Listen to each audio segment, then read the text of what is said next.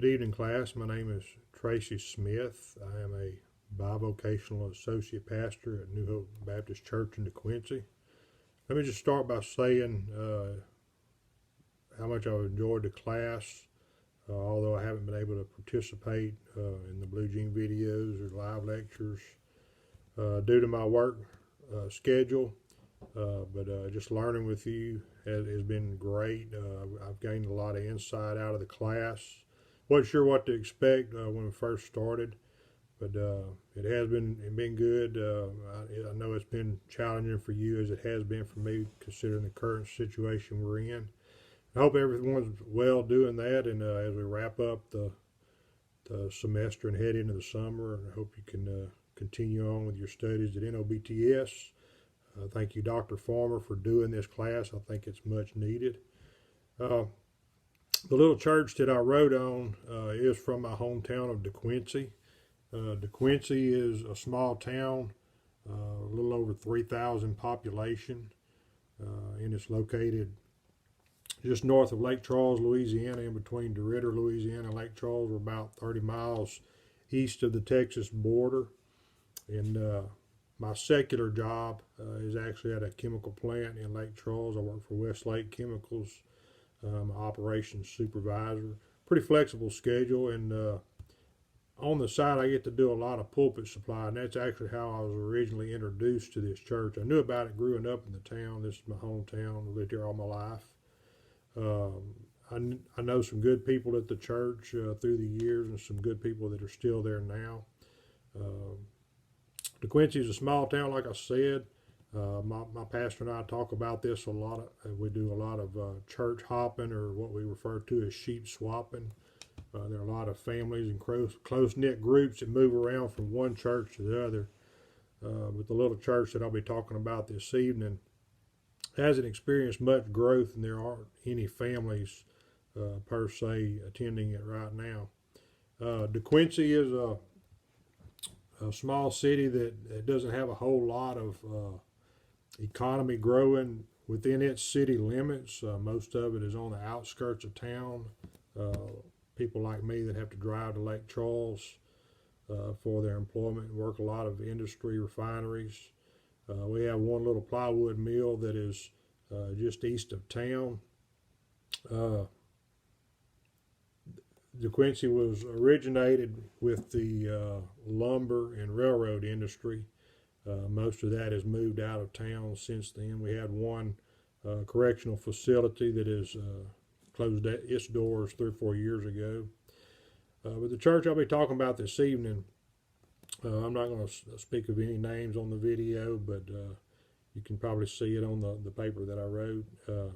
It's just to the north of town, and it was originated in the 70s. That's when they first opened the doors of the church. It's a fairly decent sized church for our area anyway.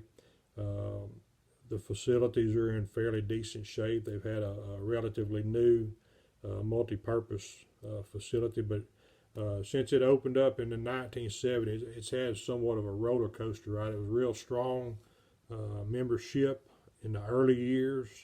The first few pastors were there for pretty long tenures, 5 to 6 years each. But since then, they've really struggled to maintain a pastor, which is the key issue that they're experiencing. They've had several interim pastors in the past 5 years. In the past 5 years has been really the main erosion of this church and its membership. But it experienced a small growth spurt in 2014 and 2015. And I knew the pastor who was there at the time. He was from up north. I think Missouri was his home state. He fit in somewhat. He was an outdoorsman, which is very popular in this area. He wasn't from this town, but he was from a town that was similar to it. That was something that I noticed. It was mentioned in several of the lectures and in the textbook for this class, that the agent of change would be someone from either the same town or a town similar to the church. But this church was stable in the early years. decline after that, instability due to frequent pastors. Looking at the assessment of the church through the SWOT technique, it would be real easy to focus on the weaknesses and the threats. They're very obvious. The strengths and the opportunities at the moment are not necessarily there. But the church itself sits in a prime location in town. It's easy to access. It's right off the side of a highway. Good parking, easy in, easy out. Like I said, the facilities are spacious enough to host at least 100 to 125 people in the sanctuary itself. And the multi-purpose building has been put to good use in the past 5 years or so. The guy that was there during the growth spurt in 2014 and 2015 led a little dribblers team. He coached it and had several events through there. So right now, currently, the church is highly introverted. The majority of the remaining congregation is 60 years old or older, very set in their ways. They're unmotivated. Of course, they're capable of doing kind of a limited amount of things right now. Very organized, no real leadership. The deacons are ineffective. There's no future generation necessarily to pass the church off to.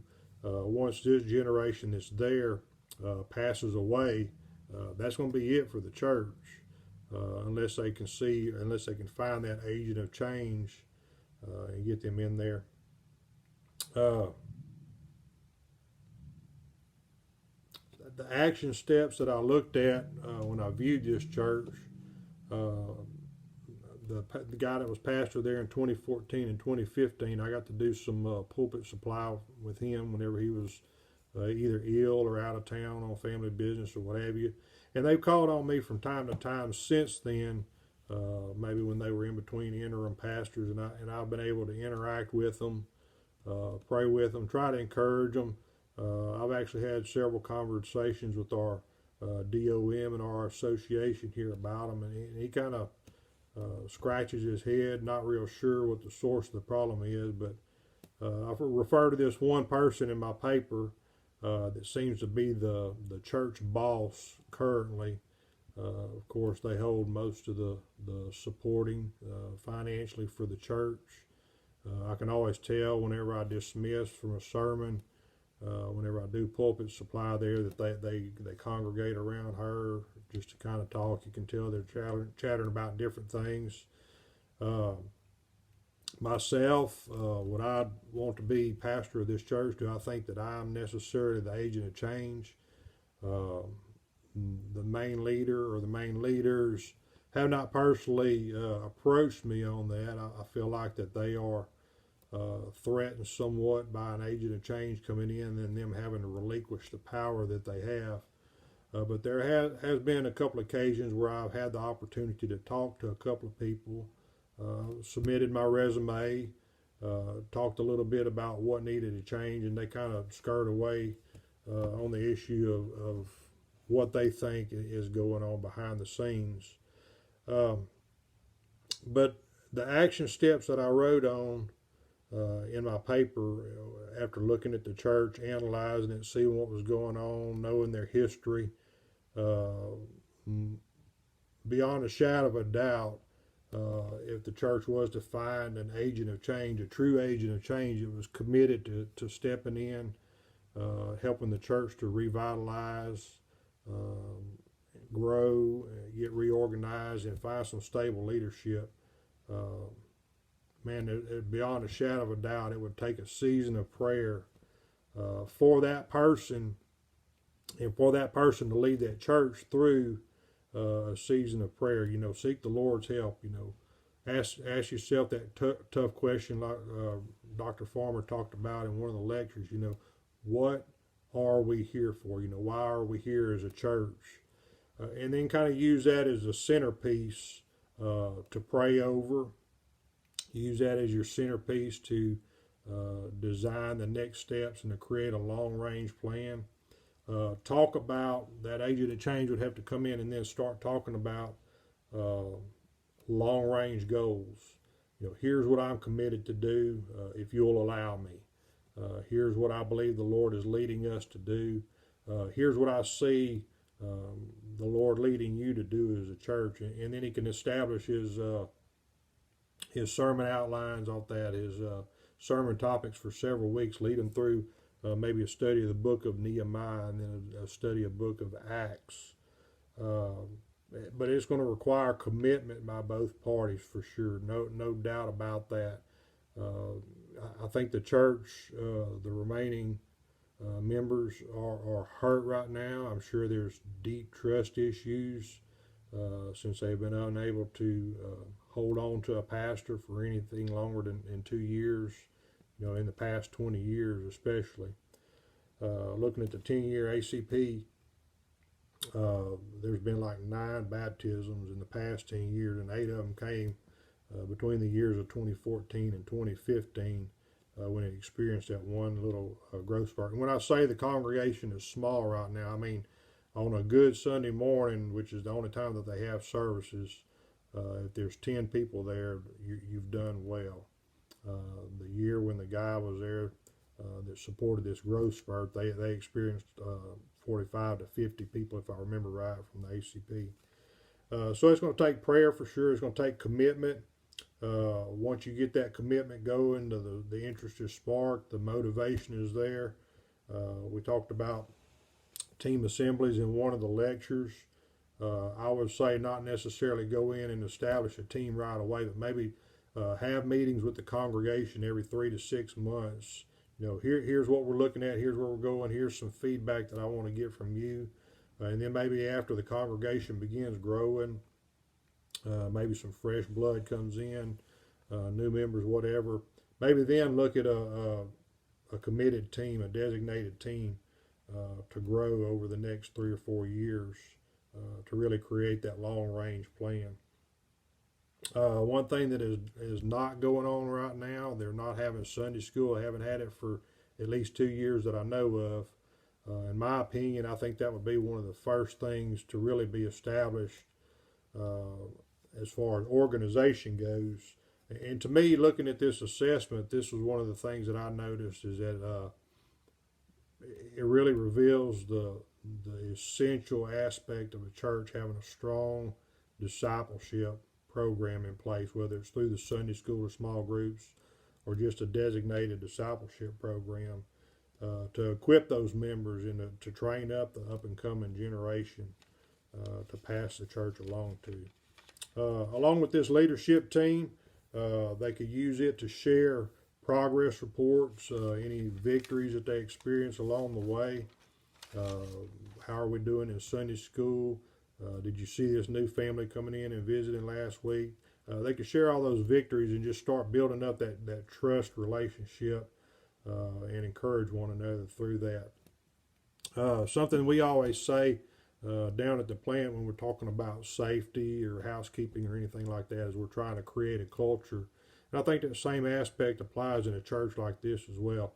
The culture that they're in right now didn't happen overnight. It happened over a series of interim pastors, short-term pastors, or whatever you want to call it. So the culture of change to go in the opposite direction for this church is definitely going to take a long time as well. One thing that stuck out at me in the Hennard book that we use was on page 187 whenever he talks about changing structures in a church as part of the revitalization process. He writes in it specifically 3 times in his steps: go slow, go slow, go slow. Change is not going to happen overnight. It's not going to happen immediate, but it's going to have an intentional plan. It's going to have to be bathed in prayer, and there's going to have to be a deep level of commitment by both sides. What I learned from this assessment and strategy, like I shared just a minute ago, is the importance of a strong discipleship program. The leader, the agent of change, the pastor, equipping others to serve. That's what I see in this church right now. Is, prayer is going to be important for them because that's basically one of the only things that they can do right now where they stand and what they're really equipped to do is to pray over situations like this. No matter what, you're going to have to equip these people. You're going to have to get that discipleship program in. What I also see in this church and through doing this assessment is that this particular church is a reflection of instability in leadership. When the leadership's not there, when the leadership's shaky, whenever you don't have unity among your leadership team or your church staff, you're going to see that in the way the church functions in every aspect. One of the things that I also noticed about this, and it really didn't click on me until I started doing this assessment, when we read that article on strict churches, I thought that, when I first read the article, maybe that was going a little bit too extreme on some things.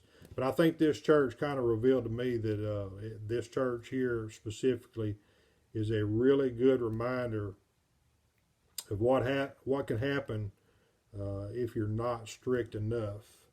You can't go to the extreme on some things, maybe get a little bit too strict, but when you go to the extreme in the opposite direction, you don't have that strong discipleship program in place. You don't have that strong prayer ministry in place. You don't have that strong, consistent leadership in place. All of those things kind of work together. So I'm going to go back and read that article once again with a fresh outlook on it. So be praying for me as I continue to work with this church. I'm still staying in communication with them. I pray for them consistently myself. Whether I am the agent of change or not that they need, only the Lord will tell. It's up to Him now, and it's up to them to really wake up and see. I'm praying for revival here in our town, and the thing that I struggle with is, this is my hometown. I'm already planted in a church in it. How would that work out? So, if any of you have any advice on a situation similar to that, I'd greatly appreciate it. So. Look forward to hearing from you on the discussion boards, any advice you got, any area I might have missed out on in my assessment. So thank y'all. I'll be praying for you as we continue through our situation that we're in, as you'll be praying for me through this church situation. God bless you.